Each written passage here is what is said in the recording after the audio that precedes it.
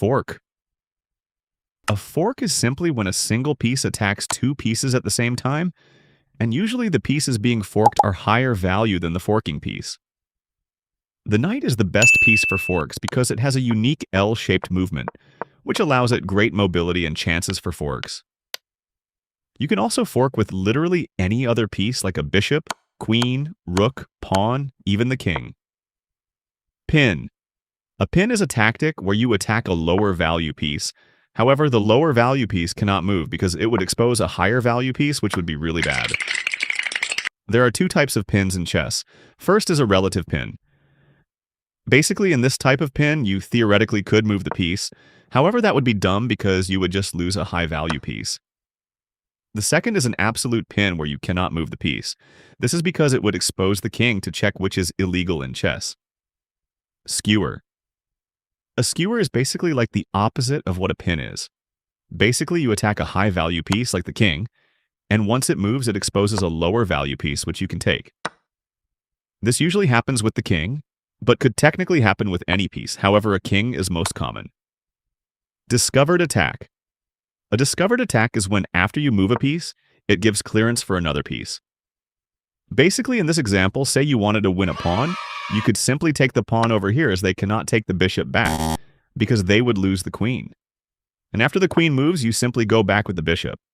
And if the piece being attacked is the king, it is called a discovered check. This is the most dangerous type of discovered attack, as you can easily win high-value pieces like in this example where you simply win a queen. Double check. Double check is when, after you give a check, it also gives clearance for another piece to check at the same time, effectively having a double attack on the king. This is dangerous because now you cannot simply block the attack or take the checking piece, as there are two of them. You are forced to move the king, there is simply no question about it. This can also transition into other tactics like forks. Remove the defender. This tactic is when there is a critical weak square in the opponent, and you have some pressure there. Like here where the queen and rook double up on the h7 pawn. The only thing preventing the checkmate of the black king is this little horse. Now, is there any way to remove the horse immediately? Yes, you can simply take it with the rook. This would usually be a dumb move because a rook is worth more than the knight. However, in this case, black actually cannot take the knight back, because that would allow checkmate. So you simply win a free knight, and the game as the king is very weak. Deflection. This is kind of the same as remove the defender, but yeah.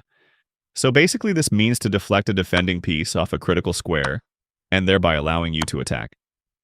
But instead of sacrificing, you could also deflect it by simply attacking it with a pawn. Overloading. Overloading is a tactic where you force a single defender to defend lots of pieces. Once that happens, you can sacrifice one of the pieces and once they take, you can take the other piece for absolutely free, giving you a nice material advantage. You can also overload by stacking attacks on a pinned piece that cannot move, and if they cannot defend with equal force, you simply get a free piece. Clearance sacrifice. A clearance sacrifice is when you sacrifice a piece to clear the way for something, usually to attack the king. Like this example, you can sacrifice the bishop, and after takes, you have a very deadly attack going. This is another sacrifice to expose the king. Zwischenzug. Zwischenzug means an in-between move, a move that you play in between your opponent's intended sequence, often giving a tempo or material advantage. Here's what I mean. Say you attack their queen and they attack yours. They probably think you will capture and they capture back. However, you play an in-between move by taking the rook first and then taking the queen, giving you a free rook. However, it doesn't always have to be material winning, as sometimes you can just give a check just for the sake of making the king awkward and easy to attack. Attraction sacrifice. Attraction sacrifice is when you sacrifice a piece to attract it to a square where it is very vulnerable. This is almost always done with a king. For example, in this position, you can sacrifice the rook to attract the king to this square. Now, once it's here, you can give another check with the other rook, and once it goes back, you attract it again. And finally, you give a check with the queen. And the next move, you give a nice little checkmate. Another example is this one where you sacrifice the rook, and after it takes, you can just checkmate the next move. Desperado sacrifice. A desperado sacrifice is when you know your piece is going to be lost, like here. Now, most people would just accept it and play something else.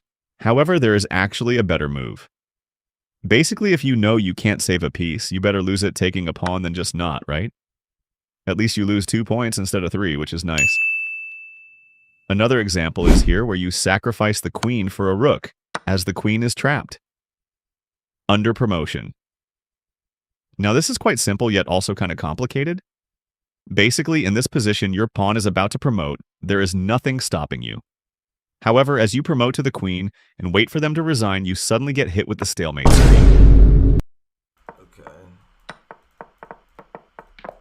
What? Okay, enough chit-chat.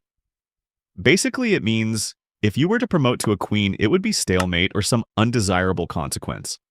So here you would need to promote to a rook to win the game. Another example is this.